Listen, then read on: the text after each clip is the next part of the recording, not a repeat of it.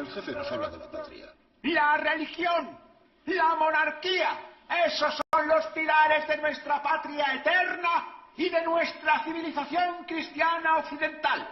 Yo escucho. El que no escucha no tiene trabajo. ¿Y qué más? En Rusia el obrero no tiene derecho a la huelga, ni a creer en Dios, ni a tener una casa con jardín.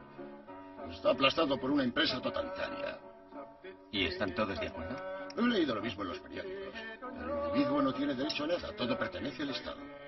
Pero Yago asistía a esas reuniones. Siempre. Hablaba de los capitalistas. No más capitalistas, no más obreros, no más izquierdas ni derechas, todos unidos, un solo pueblo. Ese es el empeño de nuestra lucha. Para eso hay que barrerlo todo. De acuerdo, hay que empezar por esa plaga de intelectuales. El librero a 100 metros de aquí. Y nos habla de la comedia parlamentaria, de los movimientos patrióticos. ¿Ah, sí? ¿Y qué dicen?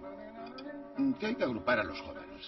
Darles un ideal común. En el extranjero se dice hacer el amor, no la guerra. Nosotros respondemos, hagamos la guerra a la corrupción, la guerra al liberalismo, a las libertades otorgadas a diestro y siniestro.